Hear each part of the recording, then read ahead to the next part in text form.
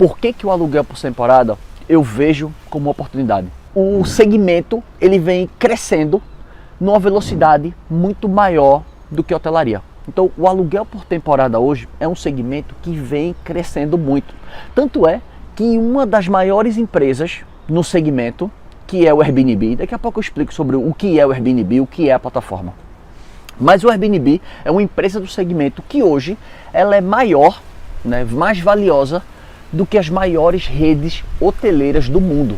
Quando eu falo redes hoteleiras, eu estou me referindo aí, a gente está falando aí de Accor, a gente está falando de Hilton, a gente está falando de, sei lá, das nacionais, a Rede Atlântica, a gente tem a GJP, a gente tem várias redes. O Airbnb é a maior empresa do segmento de locações por temporada hoje. Ela vale mais até que muitas empresas concorrentes, né, talvez no segmento mais voltado para hotelaria, né, mais conhecido no segmento de hotelaria.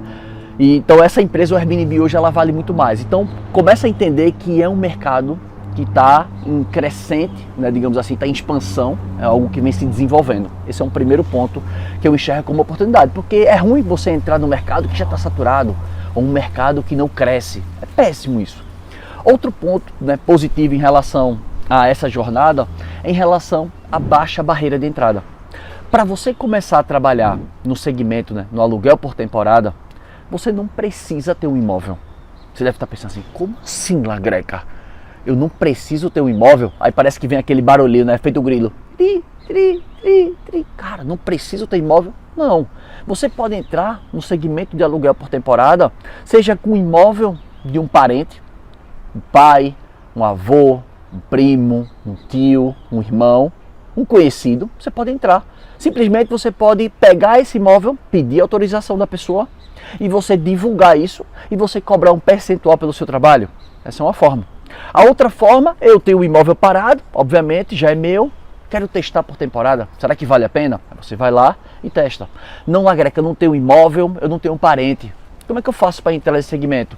A outra forma é através de sublocação. Você pode encontrar um apartamento como esse aqui, ó. Esse apartamento aqui, eu recém adquiri ele. Daqui a pouco eu falo sobre isso. Mas você pode adquirir um apartamento desse aqui. Quanto custa o valor do aluguel anual? A pessoa, olha, eu cobro o anual, vamos supor, 24 mil. É o equivalente a 2 mil por mês.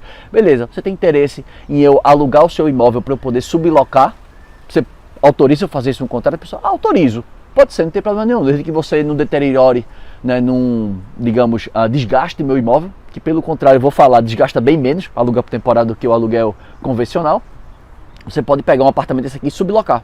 Então eu já te dei 3 opções até agora. Eu te dei a opção de você pegar um parente, né, algum conhecido que tem um imóvel. A segunda opção é você administrar de uma outra pessoa, talvez um conhecido de conhecido que tem um imóvel parado, você administrar. E a terceira opção é você entrar através de uma sublocação.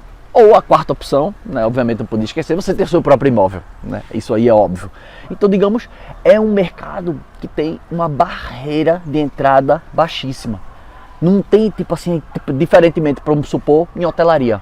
Para você entrar, né, no hotel, para você abrir um hotel ou você começar a funcionar um hotel, é uma barreira de entrada alta, porque os custos são elevados. Uma operação, você ter 20, 30, 40, 50 quartos, funcionário, o ponto, o arrendamento, tudo é muito caro. Então a barreira de entrada na hotelaria é maior do que a barreira de entrada no aluguel por temporada. Terceiro motivo que eu vejo hoje, é muito fácil aprender o segmento, né? O ramo de aluguel por temporada, ele é muito fácil. A maior dificuldade talvez seja um pouco antes de você vender, que eu vou fazer vídeos explicando sobre isso, mas um pouco antes de você vender, você tem que conhecer um pouquinho, né? Vamos dizer, a região, as pessoas, etc. Depois, a parte de vendas e depois a parte de operação. Tá? Então vamos dizer assim que o aluguel por temporada ele teria basicamente 4 pilares. Vamos colocar assim, vamos colocar vendas, marketing, operação e financeiro.